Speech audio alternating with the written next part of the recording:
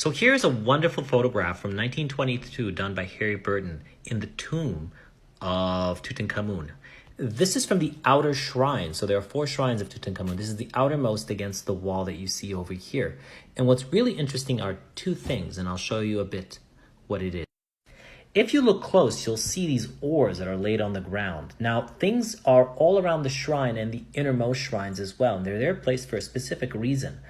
And everything is for ritualistic and mythological reason. Now, these oars are meant for the pharaoh to sail the sky.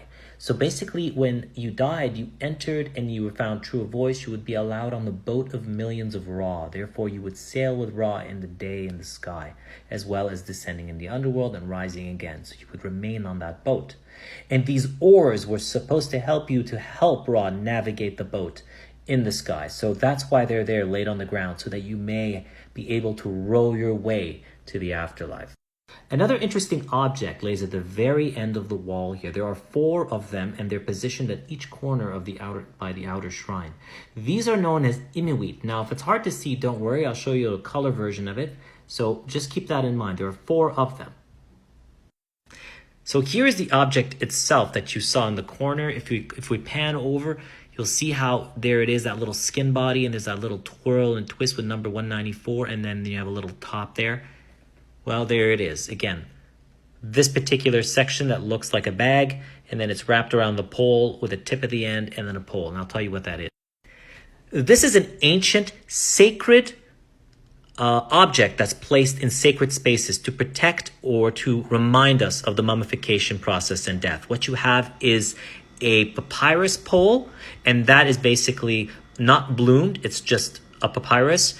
And then it's a bud.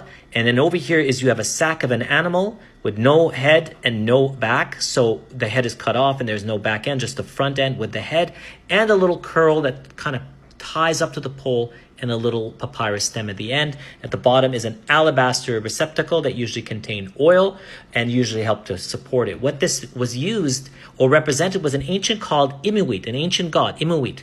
And he represented basically the one who was in the wrapping. But later on, he was integrated with Anubis, and both Anubis and this particular symbol that was positioned always at the western corridors of places. So if you go to a corridor in a house or a temple, it was always positioned in the west. And this Imiut was meant to represent the sacredness of mummification. It was placed in rooms where mummification was done, and it included also Osiris's figure, who also represented mummification. So this was positioned at every corner of the chamber in order to remind us of the mummification process of Tutankhamun.